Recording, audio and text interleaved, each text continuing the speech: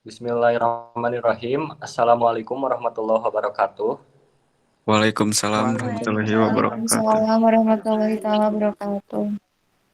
Pertama-tama marilah kita puji syukur kepada Allah Subhanahu wa taala yang telah memberikan kita kesehatan sehingga kita bisa melakukan diskusi kelompok kali ini.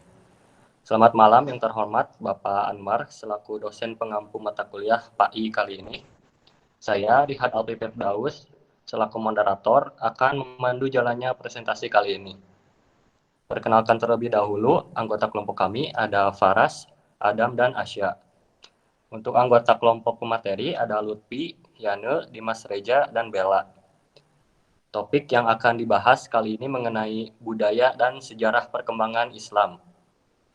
Langsung saja penyampaian materi yang pertama yang akan disampaikan oleh Lutfi.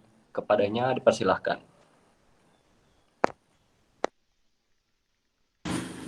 Baik, terima kasih kepada moderator. Yang pertama ada budaya makna. Secara bahasa, budaya atau kebudayaan berasal dari bahasa Sanskerta, yaitu budayan. Kata budaya merupakan bentuk jamak dari budhi. Budi atau akal, yakni segala sesuatu yang berkaitan dengan budi dan akal manusia. Dalam bahasa Inggris, kebudayaan disebut kultur. Berasal dari bahasa Latin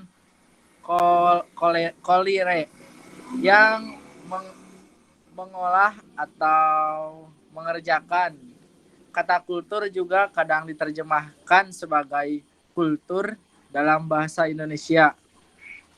Adapun menurut para ahli, salah satunya menurut A.B. Taylor bahwa budaya adalah keseluruhan yang kompleks yang meliputi pengetahuan, kepercayaan, seni, moral, hukum, adat, serta kemampuan dan kebiasaan lain yang diperoleh manusia sebagai bagian dari masyarakat. Ada beberapa unsur dalam kebudayaan sebagai kultural universal yang meliputi peralatan dan perlengkapan manusia, mata pencaharian hidup, dan sistem ekonomi, sistem kemasyarakatan, bahasa, kesenian, sistem pengetahuan, dan religi, sistem kepercayaan. Dapat disimpulkan bahwa budaya adalah semua hasil karya, rasa, dan cipta manusia yang melekat dan hidup di masyarakat sebagai sebuah sistem yang dinamis dan berkaitan dengan masalah agama, politik, adat istiadat, bahasa, perkakas, pakaian, bangunan, karya seni, dan hal lainnya. Dan yang kedua, pandangan Islam terhadap kebudayaan. Dalam Islam dikenal istilah URF dalam mengartikan konsep budaya. Islam juga sebuah ajaran agama yang mengatur hubungan manusia dengan manusia serta alam sekitar. Dalam interaksi inilah lahir sebuah kebudayaan yang hidup dalam melekat pada diri manusia. Islam dan kebudayaan memiliki keterkaitan yang sangat erat. Ajaran Islam memberikan aturan yang sesuai kehendak Allah, sedangkan kebudayaan yaitu realitas keberagamaan umat Islam. Dalam kolerasi agama dan budaya ini, timbullah mekanisme yang berlaku dalam Islam sebagai berikut. Kebudayaan yang tidak bertentangan dengan ajaran Islam, akulturasi kebudayaan, kebudayaan yang bertentangan dengan syariat Islam. Lalu ada sejarah dan kebudayaan Islam masa Nabi. Keadaan Mekah sebelum Nabi Muhammad lahir. Kondisi bangsa Arab sebelum kedatangan Islam, terutama di sekitar Mekah, masih menyembah berhala sebagai Tuhan yang dikenal sebagai paganisme. Ada juga yang menyembah agama Masehi, Nasrani yang dipeluk penduduk Yaman, Najran, dan Syam. Selain itu ada agama Yahudi yang dipeluk penduduk Yahudi, imigran dan Yaman dan Madinah, serta agama Majusi yaitu agama orang Persia. Mekah juga dikenal sebagai masyarakat yang memiliki pelaku buruk seperti suka mabuk, berjudi, dan berzina. Perempuan saat itu dijadikan sebagai objek pemuas birahi mereka. Pada waktu itu juga mereka suka mengubur bayi perempuan hidup-hidup. Mereka beranggapan bayi perempuan hanya membawa malapetaka dan aib. Berdasarkan perilaku tersebut, masyarakat Arab dikenal sebagai sebutan jahiliyah. Lalu sejarah dan kebudayaan Islam masa Nabi, keadaan Mekah setelah Nabi Muhammad SAW lahir. Nabi Muhammad dilahirkan pada 12 Rabiul Awal, tepatnya tanggal 20 April 571 Masehi di Mekah. Lahir dalam keadaan yatim, beliau diasuh oleh kakek dan pamannya, yaitu Abdul Muthalib dan Abu Thalib. Saat usia 12 tahun, ia diajak berdagang oleh pamannya ke negeri Syam. Setelah beranjak dewasa, ia berusaha berdagang dengan membawa barang dagangan Siti Khadijah yang merupakan saudagar wanita yang kaya. Pada akhirnya menjadi istri Nabi Muhammad. Awal kenabiannya dimulai ketika beliau bertahanus atau menyepi di Gua Hiro. Sebagai akibat keprihatinan beliau melihat keadaan bangsa Arab yang menyembah berhala, di tempat ini beliau menerima wahyu pertama yaitu surat Al-A'laq 1-5. Beliau telah diangkat menjadi nabi utusan Allah, namun belum diperintahkan menyeru kepada umatnya. Kemudian mendapat wahyu kedua yaitu surat Al-Mudassir ayat 1-7 dan diangkat menjadi rasul dan disuruh menyeru kepada umatnya. Dakwah Nabi Muhammad dibagi 2 periode. Periode Mekah dan periode Madinah. Nah, periode Mekah, ciri pokok dari periode ini adalah pembinaan dan pendidikan tauhid. Ada 3 cara yang dilakukan Nabi Muhammad dalam menyebar luaskan agama Islam, yaitu secara rahasia.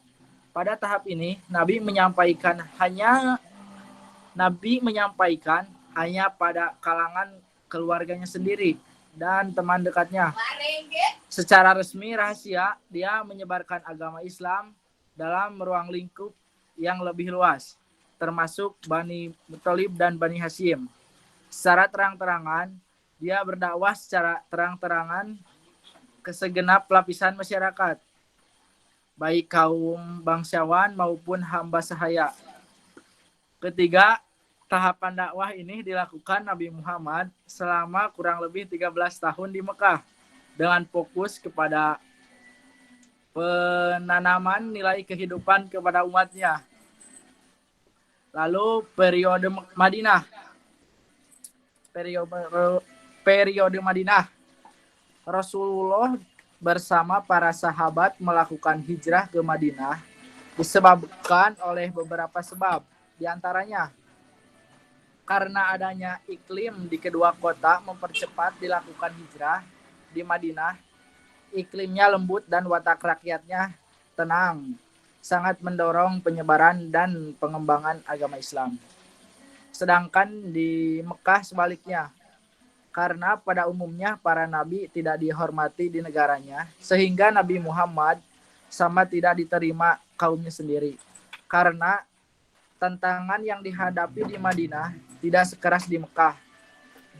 Pada periode ini, pengembangan Islam lebih ditekankan terhadap dasar-dasar pendidikan masyarakat Islam dan pendidikan sosial kemasyarakatan. Nabi meletakkan dasar masyarakat Islam di Madinah.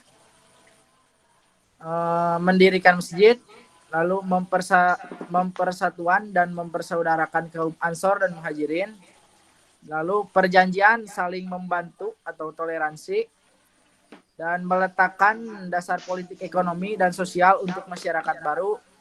Dan yang terakhir, mengadakan perjanjian dengan penduduk Madinah.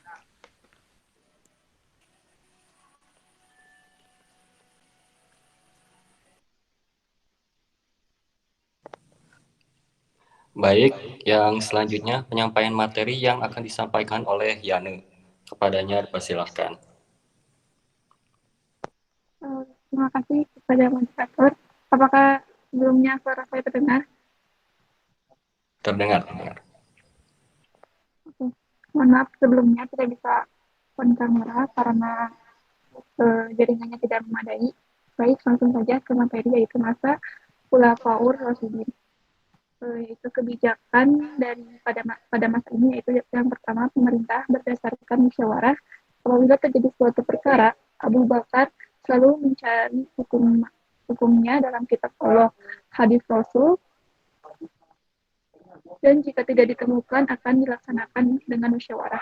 Yang kedua yaitu kekuasaan undang-undang, artinya di mata undang-undang semuanya sama, baik pejabat, rakyat, muslim, dan muslim.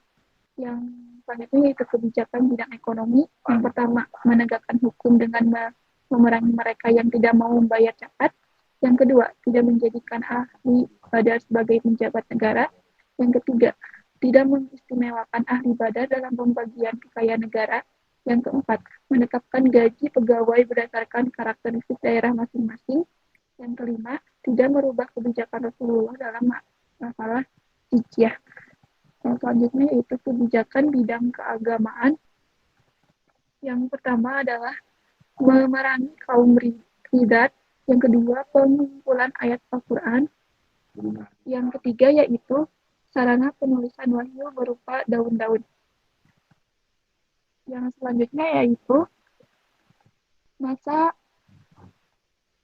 Umar bin Khattab pada tahun 1013 sampai 23 Hijriah atau 6304 sampai 644 Masehi, 10 tahun 6 bulan, yaitu menjelang wafatnya Abu Bakar menunjukkan Umar bin Khattab sebagai penggantinya.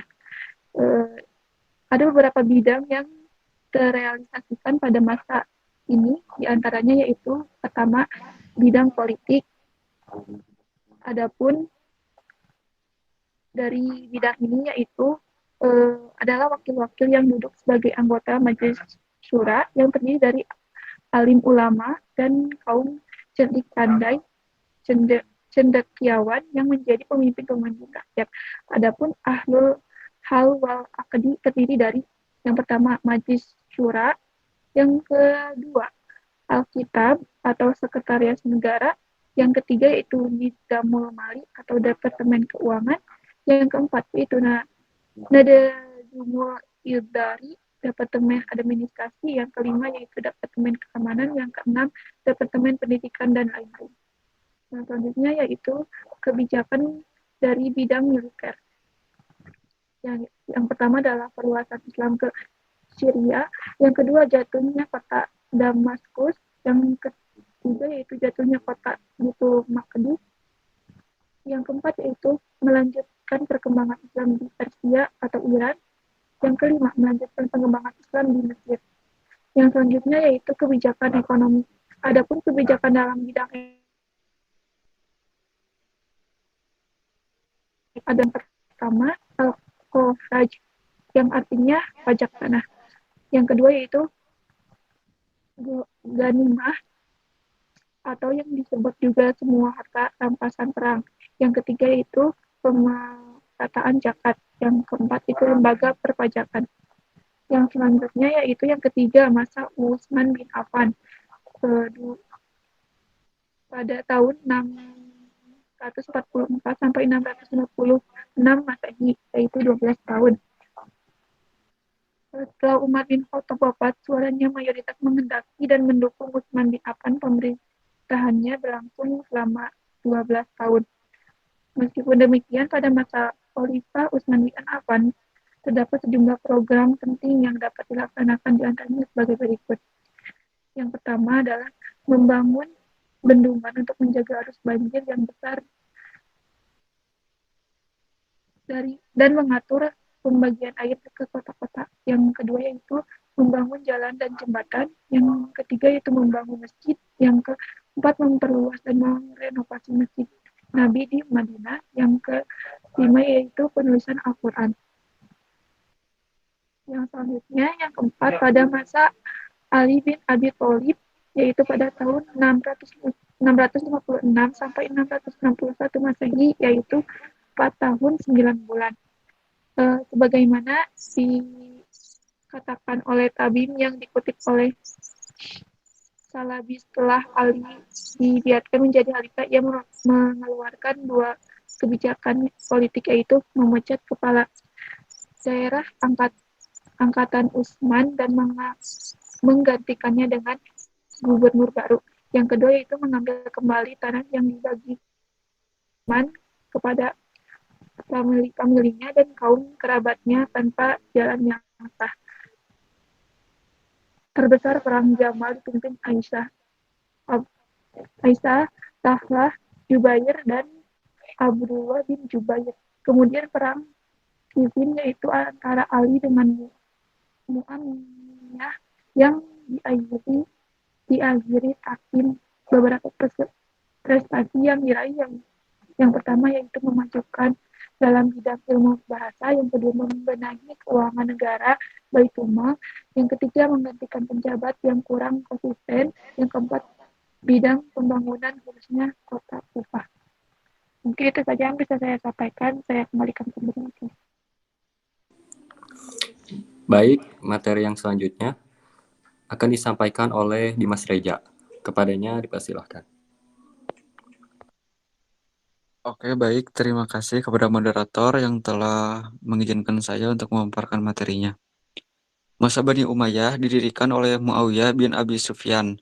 Dinasti Umayyah berkuasa dari tahun 41 Hijriah atau 661 Masehi sampai 132 Hijriah atau 750 Masehi. Pada masa Umayyah terjadi perkembangan yang sangat pesat dalam ilmu agama, ilmu umum, kebudayaan, dan peradaban. Di antara program yang besar, mendasar, dan strategis itu ialah melakukan ekspansi atau perluasan wilayah Islam. Juga memberikan dukungan dan dorongan terhadap dunia pendidikan yang diwujudkan dalam bentuk penyediaan sarana dan prasarana. Kota Mardad dijadikan pusat kegiatan ilmu, pengetahuan, dan kebudayaan di Damaskus. Budaya intelektual dinasti Umayyah menghasilkan banyak ilmu pengetahuan seperti pengembangan bahasa Arab, ilmu qiraat, tafsir, hadis, fikih, nahwu, geografi, dan sejarah, penerjemahan, percetakan uang logam, sastra, dan seni. Masa Bani Abbasiyah didirikan tahun 132 Hijriah atau 750 Masehi.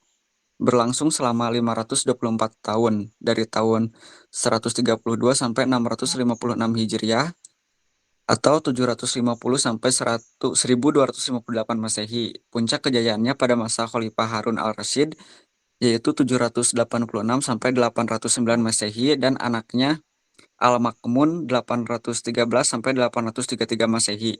Berkembang ilmu pengetahuan agama seperti Al-Quran, qiraat, hadis, fikih, ilmu kalam, bahasa, dan sastra. Berkembang pula ilmu filsafat, logika, metafisika, matematika, astronomi, musik, kedokteran, aljabar, aritmatika, geografi, dan kimia. Didirikanlah perpustakaan sekaligus lembaga ilmu pengetahuan yang diberi nama Baitul Hikmah. Kemajuan ilmu pengetahuan dan lembaga pendidikan di masa ini ditentukan oleh yang pertama terjadinya asimilasi antara bahasa Arab dengan bangsa-bangsa lain yang lebih dahulu mengalami perkembangan dalam bidang ilmu pengetahuan. Persia banyak berjasa dalam perkembangan ilmu filsafat dan sastra. Yang kedua, gerakan penerjemahan berlangsung selama 3 fase. Fase pertama yaitu buku dalam bidang astronomi dan mantik. Fase kedua, buku dalam bidang filsafat dan kedokteran. Fase ketiga, setelah adanya pembuatan kertas, bidang ilmu lainnya dan diterjemahkan semakin luas.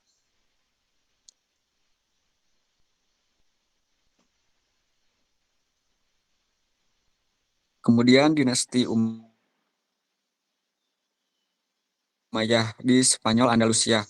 Islam berjaya di Eropa pada abad pertama sampai abad ke-7 atau abad ke-7 sampai 13 Masehi. Mereka mengembangkan ilmu pengetahuan dan teknologi hingga saat ini jejak kebesaran Islam di Spanyol masih bisa disaksikan lewat sejumlah peninggalan bersejarah. Di antaranya yang pertama Masjid Cordoba. Masjid ini berubah menjadi asalnya gereja atau katedral masjid ini pertama kali dibangun oleh Khalifah Muslim Abdurrahman I pada 787 Masehi. Yang kedua itu Alhambra. Bangunan ini sering disebut istana yang hilang atau kejayaan yang sirna. Alhambra dibangun oleh Sultan Muhammad bin Ahmar, raja bangsa Moor Sirna. Bangsa Moor yang berasal dari Afrika Utara pada abad ke-12. Yang ketiga yaitu Menara Giralda atau Seville. Giralda merupakan sebuah menara azan setinggi 97,54 meter peninggalan kerajaan Almohad di abad ke-12 yang kini berubah fungsi menjadi katedral. Kemudian di dinasti Fatimiyah di Mesir, berdiri pada tahun 297 Hijriah atau 910 Masehi sampai 567 Hijriah atau 1171 Masehi. Masa kejayaan oleh pemerintahan Abu Tamin Mesir dan memindahkan pemerintah ke Mesir. Indikatornya adalah banyaknya bangunan fisik seperti masjid, rumah sakit, penginapan, jalan utama yang dilengkapi lampu dan pusat perbelanjaan. Pada masa ini pula berkembang berbagai jenis perusahaan dan kerajinan seperti tenunan, keramik, perhiasan emas dan perak, peralatan kaca, ramuan, obat-obatan. Kesuksesan lainnya adalah dalam bidang pengembangan ilmu pengetahuan. Besarnya minat masyarakat kepada ilmu pengetahuan mendapat dukungan penguasa dengan membangun Dar al-Hikmah pada tahun 1005 Masehi dan perguruan tinggi Al-Azhar yang sebelumnya adalah bangunan masjid yang mengajarkan ilmu kedokteran, fikih, tauhid, al-bayan, bahasa Arab, mantik, dan sebagainya. Kehancuran dinasti Fatimiyah ini disebabkan tidak efektifnya kekuasaan pemerintah karena para khalifah hanya sebagai raja boneka, sebab roda pemerintahan didominasi oleh kebijakan para wazir atau menteri, sementara khalifah hanya hidup menikmati kekuasaannya di dalam istana yang megah. Kemudian dinasti Turki Utsmani di Turki. Masa pemerintahan Turki Utsmani berlangsung sangat lama, yaitu dari tahun 1299 Masehi sampai 1924 Masehi. Ada beberapa kemajuan yang dicapai oleh Khalifah Turki Utsmani, di antaranya yang pertama bidang politik dan pemerintahan. Pertama, perluasan wilayah kekuasaan atau ekspansi. Kedua, sistem pemerintah yang merubah kepemimpinan dari sistem monarki menjadi sistem konstitusional. Yang kedua, di bidang kemiliteran. Salah satunya mengembangkan teknologi kemiliteran dengan menciptakan jenis meriam yang dapat menembakkan peluru seberat 300 kg pada kejauhan 1 mil. Selain itu, yang ketiga di bidang ekonomi, sejak dikuasainya Laut Hitam sebagai jalur perdagangan laut yang strategis sebagai negara agraris yang subur dengan hasil pertaniannya, maka mereka menjual dari hasil pertanian itu melalui Laut Hitam. Kemudian dinasti Safawi di Persia didirikan pada waktu hampir sama dengan berdirinya kerajaan Utsmani. Nama Safawiyah diambil dari nama pendirinya, Safi al-Din, yang berdiri pada 1252 sampai 1334 Masehi. Ada beberapa kemajuan yang dicapai oleh kekhalifahan Safawi, terutama pada Syah Abbas, diantaranya yang pertama di bidang politik. Dalam hal ini, langkah pertama yang diambil oleh Syah Abbas adalah membangun angkatan senjata yang kuat dan besar bagi kerajaan Safawi. Yang kedua itu di bidang ekonomi. Pada masa Abbas, kerajaan Safawi dapat menjalin hubungan perdagangan dengan Rusia di sekitar Laut Kaspia. Yang ketiga di bidang ilmu pengetahuan. Pada masa kerajaan Safawi di Persia, filsafat dan ilmu pengetahuan bangkit kembali di dunia Islam, khususnya di kalangan orang-orang Persia. Dan yang keempat yaitu kemajuan di bidang pembangunan fisik dan seni. Pembangunan fisik yang terkenal pada saat itu ialah pembangunan kota Isfahan. Sedangkan di bidang seni, kemajuan yang dicapainya adalah di bidang arsitektur pada bangunan masjid yang indah dan Isfahan yang dibangun pada masa Abbas. Terima kasih, saya kembalikan kepada moderator. Untuk penyampaian materi yang selanjutnya akan disampaikan oleh Bella. Kepadanya dipersilahkan. Terima kasih kepada moderator yang telah mengizinkan saya untuk melanjutkan materi, yaitu dinasti Mughal di India. Ada beberapa kemajuan yang diraih oleh dinasti Mughal ini. Yang pertama yaitu dari politik dan pemerintahan. Satu, Akbar membentuk sistem pemerintahan militeristik. Lalu yang kedua, Akbar juga menerapkan politik sukuhul, yaitu toleransi universal. Politik ini mengandung ajaran bahwa semua rakyat India sama kedudukannya. Lalu yang ketiga yaitu undang-undang kerajaan. Sultan Akbar membuat din ilahi, yaitu suatu pandangan dan sikap keagamaan resmi kerajaan, yaitu unsur-unsur agama Islam, Hindu, Persia, Kristen, dan sebagainya, yang harus dianut oleh setiap orang.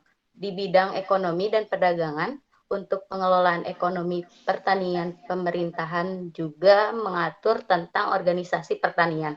Setiap perkampungan petani dibekali oleh seorang pejabat lokal yang dinamakan dengan Muqaddam. Di bidang pendidikan dan iptek, dalam bidang pendidikan, Akbar membangun bangunan khusus untuk tempat pengajian ilmu. Dia juga berusaha menarik simpati para ulama dengan menghibahkan sejumlah madrasah dan perpustakaan. Lalu di bidang seni dan budaya, puncaknya terjadi pada masa Sultan Shah Hazan yang ditandatangani dengan berbagai karya budaya fisik seperti karya arsitektur monumental Taj Mahal. Ini juga merupakan salah satu keajaiban dunia dan merupakan lambang peradaban dan kebudayaan Islam masa lampau di India. Lalu selanjutnya yaitu Islam di Indonesia. Masuknya Islam sejak abad ke-7 Masehi, pedagang-pedagang Muslim yang berasal dari Arab, Cina, dan India, mereka juga datang ke Indonesia untuk berdagang sejak abad 7 Masehi atau yaitu abad 1 Hijriah. Ketika Islam pertama kali berkembang di Timur Tengah, Malaka merupakan pusat utama yaitu lintas perdagangan dan pelayaran. Melalui Malaka, hasil hutan dan rempah-rempah dari seluruh pelosok Nusantara dibawa ke Cina dan India, terutama Gujarat yang melakukan hubungan dagang langsung dengan Malaka pada waktu Ins. Dengan demikian, Malaka menjadi mata rantai pelayaran yang penting. Lalu yaitu masuknya Islam sejak abad ke-13 Masehi. Di samping pendapatan tentang masuknya Islam pada abad ke-7 di atas, beberapa ahli justru meyakini jika sejarah masuknya Islam baru dimulai pada abad ke-13. Pendapat ini didasarkan pada penemuan-penemuan sebagai bukti kuat diantaranya yaitu dengan masa runtuhnya dinasti Abbasiyah di Baghdad, berita dari Marco Polo, penemuan batu nisan kuburan Sultan Malik Al-Saleh di Samudra Pasal. Juga berita datang dari Ibnu Matuta. Lalu yang selanjutnya yaitu Islam di Indonesia. Menurut Ahmad Masyur, Surya Negara mengisyaratkan menjadi 4 teori dasar. Yang pertama yaitu teori Huzarat, Profesor Snow Curzon. Menurutnya, Islam tidak mungkin masuk ke Nusantara Indonesia langsung dari Arabia, tapi melalui ajaran tasyawuf yang berkembang di India. Dijelaskan pula bahwa daerah India tersebut adalah Gujarat. Daerah pertama yang dimasuki adalah daerah Samudra Pasai. Waktunya yaitu abad ke-13 Masehi. Lalu yang kedua yaitu teori maka Profesor Dr. Buya Hamka. Masuknya Islam ke Indonesia di Medan tahun 1000.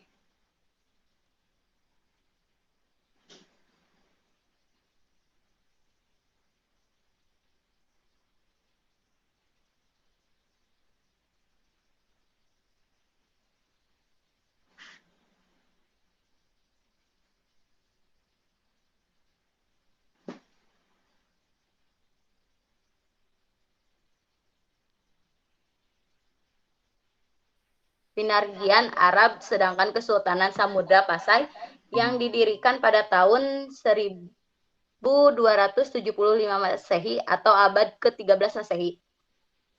Lalu yang ketiga yaitu teori Persia dari Profesor Dr. Hoesin Dzaningrat didasarkan pada sistem baca atau sistem mengeja huruf Al-Quran, terutama di Jawa Barat. Lalu yang keempat yaitu teori Cina Profesor Dr. Slamet Muljana. Banyaknya unsur kebudayaan Cina dalam beberapa unsur kebudayaan di Indonesia perlu mempertimbangkan peran orang-orang Cina dalam mengislami di Nusantara.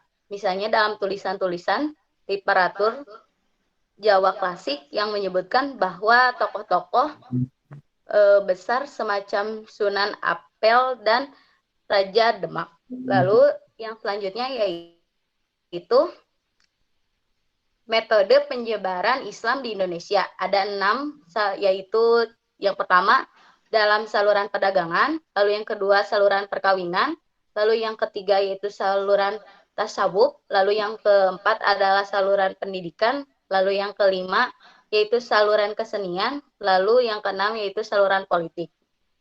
Lalu untuk selanjutnya yaitu kerajaan Islam di Indonesia. Ada 7. Yang pertama yaitu kerajaan Perlak, lalu yang kedua adalah kerajaan Aceh Darussalam, lalu yang ketiga adalah kerajaan Demak, lalu yang keempat adalah kerajaan Mataram Islam, lalu yang kelima yaitu kerajaan Cirebon, lalu yang keenam adalah kerajaan Banten, lalu yang ketujuh yaitu kerajaan Islam Banjar. Terima kasih. Untuk selanjutnya saya kembalikan kepada moderator. Baik, terima kasih kepada Lutfi, Yane, Dimas Reja, dan Bella yang telah menyampaikan materinya. Selanjutnya ke sesi penilaian dan juga memberikan komentar kepada rekan saya, Faras dan Adam. Dipersilahkan. Ya, terima kasih. Jadi menurut saya untuk materi dari kelompok 8 ini sangat jelas ya dan mudah dipahami. Dan penjelasan dari materi ini memberi saya pengetahuan lebih tentang budaya dan sejarah Islam yang ada. Sekian dari saya, itu aja. Saya kembalikan kepada moderator. Terima kasih.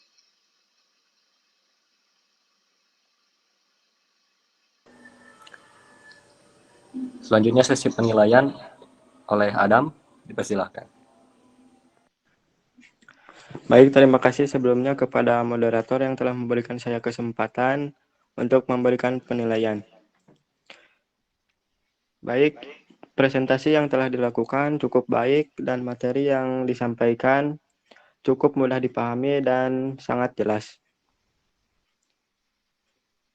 Mungkin sekian. Demikian presentasi dari kelompok 8 kali ini. Saya sebagai moderator, mohon maaf apabila terdapat salah-salah kata.